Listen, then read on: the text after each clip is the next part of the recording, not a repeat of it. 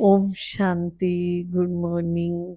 इंसान अपने सिर पर बहुत बोझ लेके बैठा रहता है और ये सोचता है कि मेरे बिना तो कुछ हो ही नहीं सकता। जो व्यक्ति ये सोचता है कि मेरे बिना कुछ नहीं हो सकता, तो वो एक जैसे भूल भुलैया के खेल में फंसा हुआ है।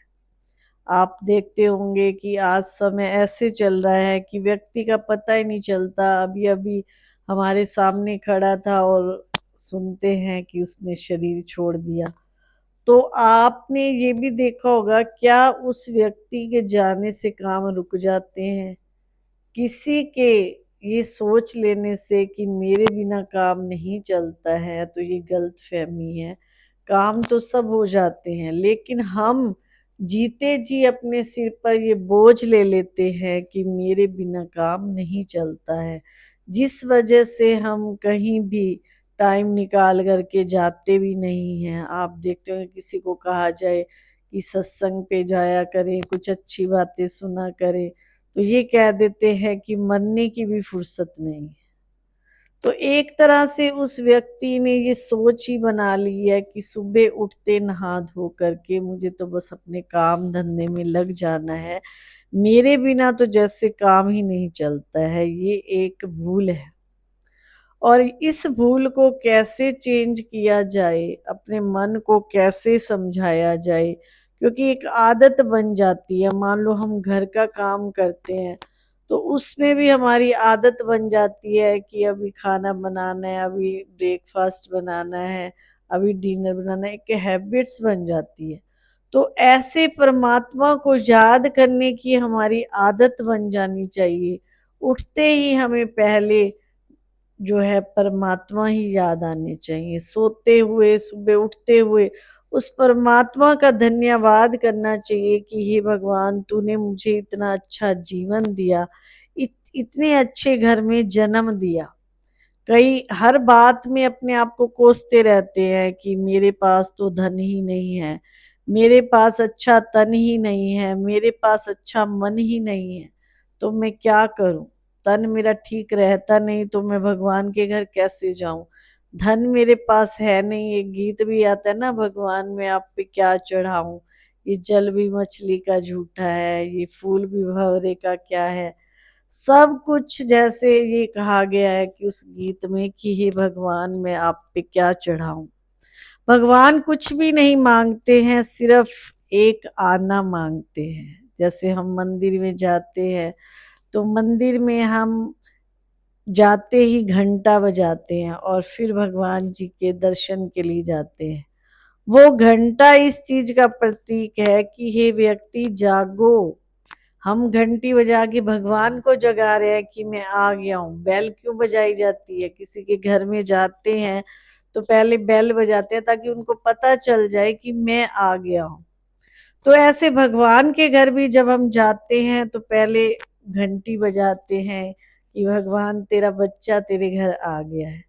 लेकिन वो घंटा इस चीज का प्रतीक है कि हमें रोज भगवान के घर में 1 घंटा देना ही देना है। तो सोचो, हम मतलब दिन और रात में 24 घंटे होते हैं और कितने घंटे हम काम में देते हैं, कितना घंटा कितना टाइम हम भगवान को देते हैं और कितना टाइम हम अपने आप को देते हैं। पूरा दिन काम काम काम इतना जोर लगा रहता है और मन से अगर हम सोच लें कि मुझे ये काम करना ही करना है, थोड़ा समय अच्छे विचारों को पढ़ने के लिए या अच्छी जगह जाने के लिए टाइम निकालना ही निकालना है, तो सारे बोझ हल्के हो जाएंगे। सब बोझ को उतारने का एक ही इलाज है कि परमात्मा की याद और अपने आप में खो जाओ। अपने आप में जब खो जाते हैं तो किसी से भी आपका दिल नहीं करेगा कि मैं फालतू बातें करूं, इधर उधर की सुनूं या व्यर्थ के समय अपना वेस्ट करूं। उसको एक ही धुन लग जाती है कि मुझे सब चिंतन करना है, परमात्म चिंतन करना है और अपना जो घर की सेवा कहें, काम कहें, वो करना है। दिन रात हम जो धंधों में फंसे पड़े हैं, तो उनमें ज़्यादा उलझने के कारण ही हमारा तन ठीक नहीं है। जितना ज़्यादा धन के लिए उलझते हैं तो इंसान उतना ही उलझता ही जाता है। एक बार एक व्यक्ति, ये रियली स्टोरी है, कि उसने कहा कि मैं जो है ना बहुत बड़ा बिजनेस कर लेता हूँ। जब उसने बिजनेस कर लिया तो इतना फंस गया, इतना फंस गया। पहले तो भगवान के घर में 3-3 टाइम आता था, और जब बिजनेस बढ़ा लिया तो उसको भगवान के घर आने का टाइम ही नहीं था। तो फिर उसने मन में विचार किया कि पहले भी हम रोटी खाते थे, अब भी रोटी खा रहे हैं। इंसान जो ज्यादा अमीर होता है वो क्या रोज हलवे पूरी खाता है? वो भी तो खाना ही खाता है। ये है कि एक चीज एक्स्ट्रा खा लेगा, और क्या करता है। विचार करने वाली बात है। और जीवन कितनी छोटी है। और फिर उस बिजनेस में वो ऐसा फंस गया कि भगवान का घर छूट गया।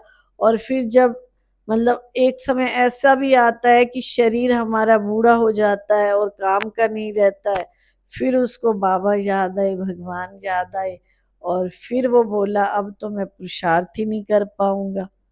अब सब कुछ गवा करके जब इंसान फिर भगवान की शरण में आता है तो फिर कानों से उसको सुनता नहीं है, आंखों से दिखता नहीं है, और कुछ जो सुना रहे हैं वो भी हमें नहीं सुनता है। तो पहले यंग एज में हम जो अपनी कमाई जमा कर सकते हैं वो कर लें। यही कमाई और संस्कार हमारे साथ जाने हैं। ज्यादा बोझ और टेंशन में नहीं जीना है।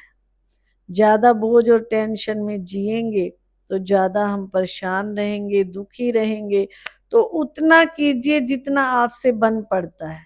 ज्यादा बोझ लेने से भी हम क्या हो जाते हैं, जैसे बोझ का टोकरा किसी के सिर पे रख दिया जाए तो उसे कुछ नहीं सूझता है। एक बार एक जैसे व्यक्ति गुरुजी के साथ जा रहा था। बोले गुरुजी जिंदगी में बोझ बहुत है, इनको कैसे उतारूं? उन्होंने कहा ये तो अपने हाथ में है, आप चाहे तो उठा लो चाहे तो ना उठाओ। उन्होंने कहा नहीं, ऐसा तो हमारे हाथ में कुछ नहीं है। सब कुछ उस ईश्वर के हाथ में है। हमारे हाथ में होता तो हम कब का कुछ कर ना पाते। तो गुरुजी जैसे जैसे चल रहे थे, मस्ती में बातें दोनों करते जा रहे थे। गुरुजी ने कहा ये पत्थर पड़ा है, इसे उठा लीजिए, हमें आश्रम में जरूरत है। तो उसने उठा लिया। पत्थर जैसे उठा के जा रहा था, पहले तो गुरुजी की बातों पे बहुत मस्ती से ध्यान से सुन रहा था, फिर उस पत्थर में ही ध्यान चला गया। पहले गुरुजी की बात सुन करके वाह गुरुजी बोल रहा था, और जब पत्थर को उठा लिया तो उसके मुख से कुछ भी नहीं निकल रहा था। फिर थोड़ी देर गुरुजी थोड़े आगे निकल गए, वो शिष्य जो है पीछे रह गए। तो गुरुजी ने पूछा कि कहाँ चले गए, ऐसे देखा दाएं बाएं तो शिष्य तो बहुत पीछे रह गया। फिर गुरुजी रुक गए उसके लिए, और वो शिष्य जब पास में आया तो उन्होंने कहा क्या बात, क्यों पीछे रह गए थे? उन्होंने कहा ये पत्थर था ना, इसमें मेरा ध्यान चला गया था और मैं धीरे धीरे चलने लगा था। तो गुरुजी ने कहा फेंक दो अब पत्थर को।